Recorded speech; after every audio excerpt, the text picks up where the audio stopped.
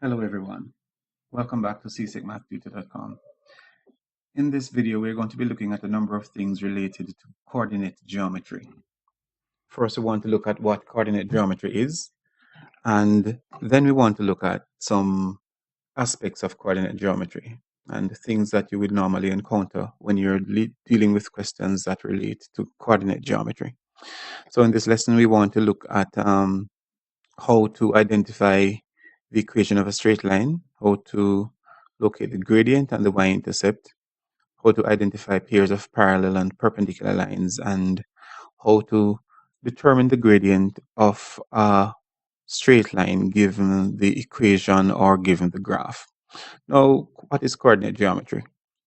Simply put, coordinate geometry is the study of coordinate pairs that appear on your Cartesian plane. Okay, so that's a new thing. What is the Cartesian plane? The Cartesian plane is this diagram that you see here. It was developed many years ago by this wonderful mathematician called René Descartes, who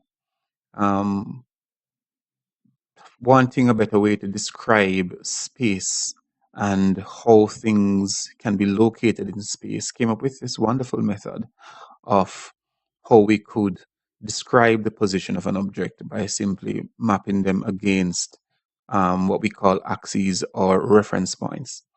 And the Cartesian plane has two number lines that we call axes, and each point on that graph on this plane has a position relative to the two axes. It's a nice invention. It has helped a lot of people, and it has led to the development of things like GPS and how we look at our maps and how we find where we're going, stuff like that. So it's very useful. We thank him for that. We can talk some more about the Cartesian plane. So we have our x-axis, we have our y-axis.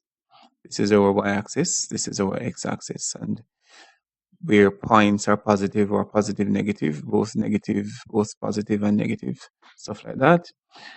And we can move on from there to talk about other interesting things that relate to the Cartesian plane. Specifically, we want to talk about the equations of straight lines. Straight lines can appear in different forms. When a straight line appears in the form ax plus by plus c equals 0, we tend to call it the general form. It may appear in other forms as well, such as this one, y equal mx plus c, which we call the slope-intercept form of the line. And sometimes this form here, y minus y1 equal m bracket x minus x1, which we often sometimes call the general form as well. And we use the slope-intercept form to easily identify the gradient. And in this particular form, the gradient is not easily identified, but when we write it as y equal mx plus c, some books may write it as y equal ax plus b. Most persons use y equal mx plus c, but they're pretty much the same. So in this sense, this would be a slope-intercept form just as this one is, where your c will be your a and your b will be your m. We use the slope-intercept form, as said, to easily identify the gradient and the y-intercept. The letter m is often used for gradient, and gradient here means steepness. You can think about it as, for example, a hill versus a plane. So you may have a flat road, or you may have a road that is a hill. Now, a flat road is nice and easy to navigate for most vehicles. You could sail on this one and accelerate very quickly. But if you're going up a hill, it takes more effort of the vehicle to climb the hill. So this line here, if it's flat, would have very little gradient or none at all, and a hill would have a higher gradient. So the letter M represents steepness, and you can relate steepness to, like, you're looking at a hill and you can understand what steepness is. The slope, the steepness of the slope. The C is the y-intercept. So this C is your y-intercept, and that M represents how steep your slope would be. Let's move on and talk about it some more. So if you're looking at a straight line, a flat line such as this horizontal line has absolutely no gradient. It has no gradient at all because gradient is a measure of steepness, and this line has no steepness. So it has zero gradient, no steepness. On the total opposite of it is this vertical line. This vertical line has an impossible gradient. So if we're trying to measure this gradient, it is pretty much impossible to measure. It's a vertical line. So from one extreme to the other, no gradient, impossible gradient. And in between that, you have different lines that have different gradients. So looking at this line here, y equal x plus 3, the gradient is the coefficient of the x term. In this case, the coefficient of the x term is 1. So the gradient would be 1.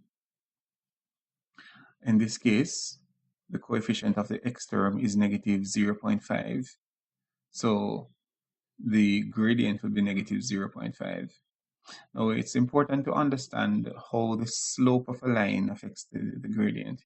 If the line is sloping in this direction, we say sloping from right down to left, then this line will have a positive gradient as indicated here by the positive one. If the line is sloping from left to right, then it will have a negative gradient as indicated here by the negative 0.5. So it's important to look at those and know them so that when you draw a line, if you should draw a straight line, and you may draw one for several reasons, that the gradient, this direction of the slope has an impact on what sign the gradient will have. Now we're going to look at these equations and identify the gradient from these lines. Remember, we want to write it in this form, because when we have the equation in this form, y equal mx plus c, we are easily able to see the gradient and to just say what it is. So in question 1 here, we can easily see what our gradient is. So for each of these, we're going to write them in the form y equal mx plus c. This one is already in that form. The gradient is the coefficient of the x term. The coefficient of the x term here is 3. So we would say that m is 3. Therefore, our gradient is 3. In this question, it's not so obvious as there, but we can easily see again that the coefficient of the x term is this number, negative 1/3. So your m, your gradient, is negative 1/3 in this question. When we get to number 3, we could say, for example, that the gradient is 2, but this equation is not in this form. So we have to first write it in this form. So we start by saying we want the y to be by itself, so we have to rearrange this equation so that the x is on the other side of the equation. Doing that, we end up with y is equal to 3 minus 2x. Once we do that, we realize now that our gradient is negative 2 and not positive 2, as it looks like on this side of the equation. So here, m, our gradient, is equal to negative 2. For this equation, it requires a little bit more work. So first we need to rewrite the equation in the form y equal mx plus c. We start by writing the equation 5x minus 4y equal, it should be equal, let's fix that, equal 11. Now we want our y to be by itself, so we need to subtract our 5x from both sides. That leaves us with minus 4y is equal to 11, take away 5x. Having done that, we need to now divide by our negative 4 to get our y by itself. So divide both sides by negative 4. And we now have our y by itself. So y is equal to 11 minus 5x over negative 4. We can further break this down into y is equal to 11 over negative 4 minus 5x over negative 4. Notice here that once we do that, you can see that your gradient is this number. And as you can see, a negative divided by a negative is a positive number. So your gradient here is equal to 5 over 4. We can take the same approach with this question at number 5. If y is equal to 7 minus 3x over 4, then we can rewrite it as y is equal to 7 over 4 minus 3x over 4. And once we do that, we recognize that our gradient, the coefficient of the x term, is negative 3 over 4. So if you have the equation of a straight line, you can read off that gradient here simply by noting that it is the coefficient of the x term. You write 3. In this case, negative 1/3. Here is not so obvious because this equation is not yet in the form y equal mx plus c, and it has to be in that form so that you can easily identify the gradient. So you write the equation in that form, y equal mx plus c, and once you do that, you can easily read off the gradient. In this case, it is negative 2. And the same thing applies to question 4 and 5. Write it in the form y equal mx plus c, and then you can easily identify the gradient from it. Now, some straight lines end up being parallel when you draw them, others end up being perpendicular, some intersect at various angles. But what is it that would make two straight lines parallel to each other, and what would make two straight lines perpendicular to each other? Two straight lines are parallel if they have the same gradient. Now, you may note from times earlier in your early mathematics training that parallel lines don't meet. Well, they don't meet for a reason, and the reason is that they have the same gradient. Parallel lines have the same gradient, which is why they're parallel. So here we have some information that tells you that if two lines are parallel, then their gradients are the same. And if two lines are perpendicular, then what happens is when you multiply their gradients, you get negative 1. We're going to talk about that some more.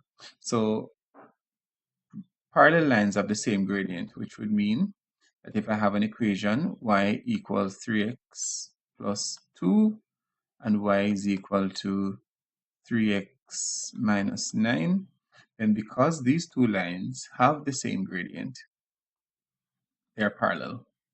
However, y is equal to 3x plus 2, and y is equal to 5 minus 1/3 x would not be parallel because the gradient here is 3 and the gradient here is negative 1/3.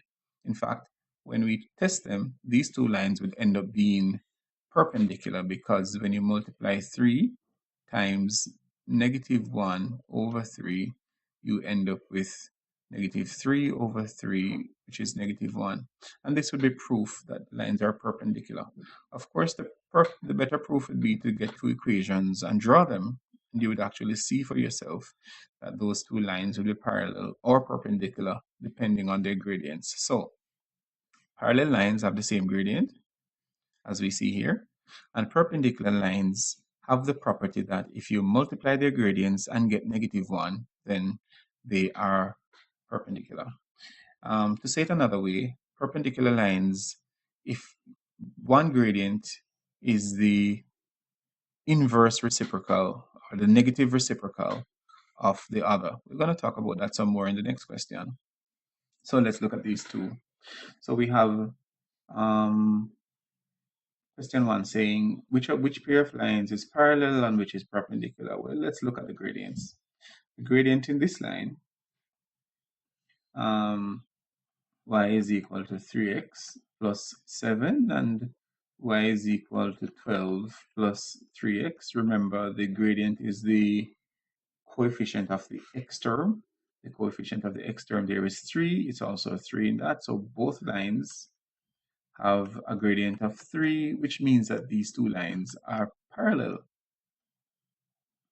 In question 2, the gradient of the line here is y is equal to 4 minus 1/3 x, and y is equal to 8x plus 3. Well, the gradient here is negative 1/3. The gradient here is 8. These two lines are not perpendicular. For it to be perpendicular, you would need to have that when you multiply them, 8 times negative 1/3, you need to get a negative 1 for your answer. So in order for any of these two lines to have a line perpendicular to it, let's start with y equal 8x plus 3. For a line to be perpendicular to it, we'd have to take this number 8, which is a gradient, flip that number and change its sign. So any line perpendicular to this, any line perpendicular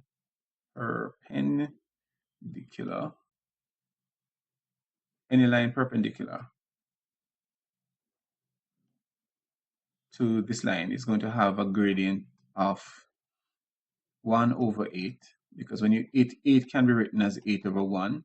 So we're going to take that, turn it upside down, and change its sign. And the line perpendicular to this line is going to have a gradient of negative 1 over 8.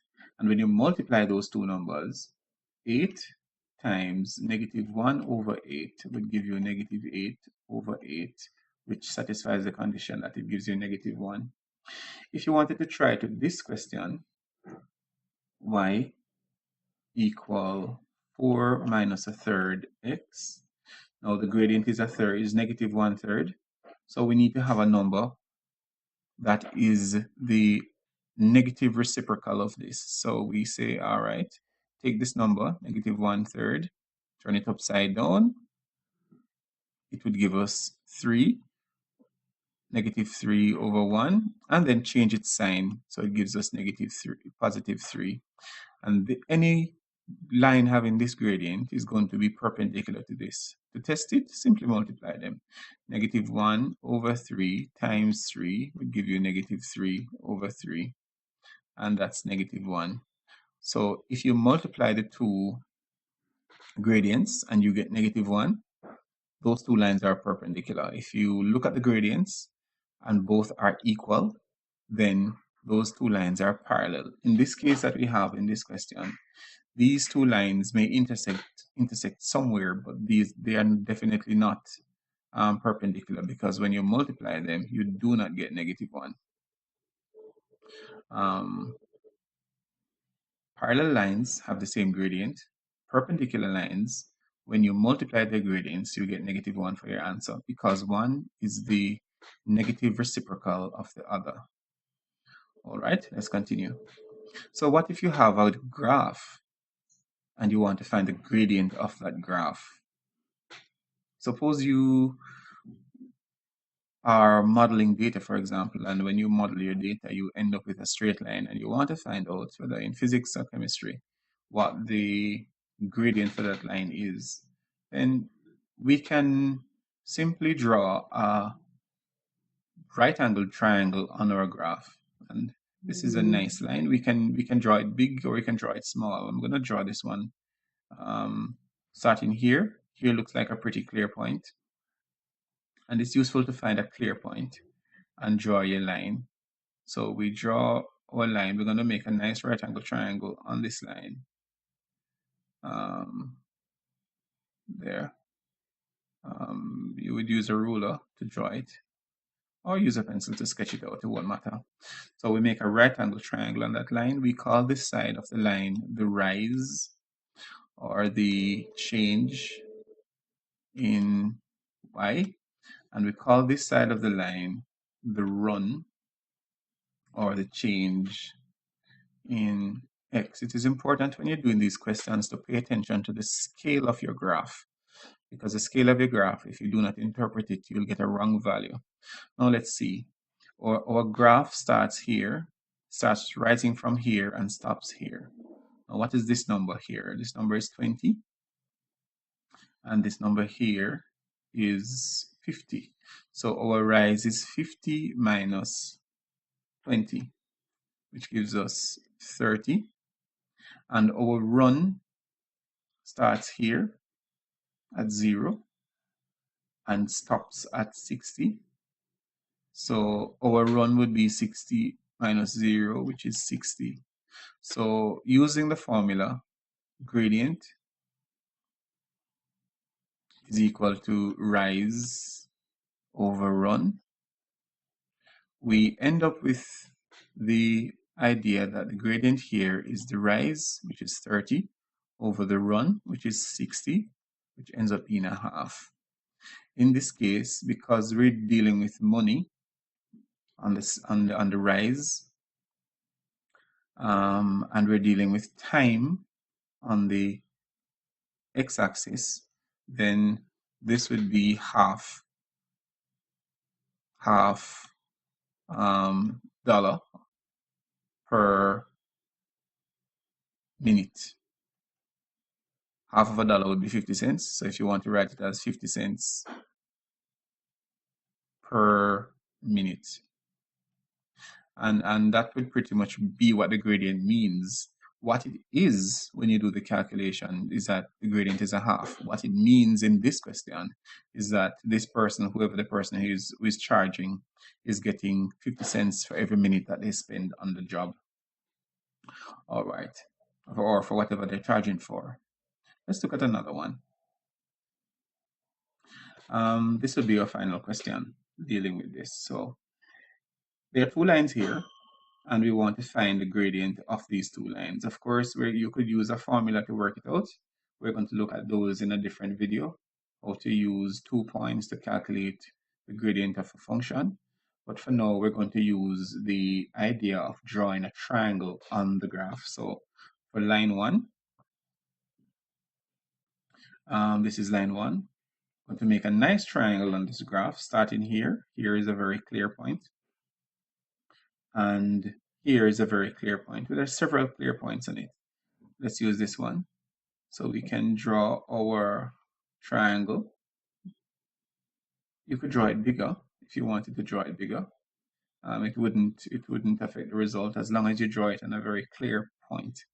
So here is going to be our rise, and right here is going to be our run. Again, pay attention to the calibration of your axes. So you need to look at your scale to make sure that you don't make mistakes while interpreting how much the boxes mean. So from here, our rise starts from this is 9 and stops at 13. Going up here, we can realize that 1 centimeter is representing 1. So our rise is going to be 13 take away 9, which is 4. And on the run axis, we realize that each box represents 1 centimeter is 1 again. So we have 1, 2. So we start at 4, stop at 6. So it's 6 take away 4, which is 2. And so the gradient for line 1 is going to be your rise over your run, or your change in x over your change in y, which gives you 4 over 2, which is 2. There's no particular interpretation of what this gradient means. It's just a simple matter of calculating the gradient. Now in line 2 has a triangle already drawn. It's a triangle drawn here, as you can see. This particular triangle, it's already drawn, so we can use it as it is. This side would be the rise. So the rise here we can see is 6, and the run we can see here is 12. From here to here, that's our run. From here to here, that's our rise. So the gradient for line 2 is going to be the rise, which is 6 over 12, which gives us a half. Once you get that value, you need to pay attention. Remember, when a line slopes this direction, the gradient is positive, and when it slopes that direction, the gradient is negative. So The calculation itself does not tell you whether it's negative or not, but you as a student looking at the question should remember that because the line slopes this direction, it is actually a negative gradient. So your gradient for line 2 is actually negative a half and not positive.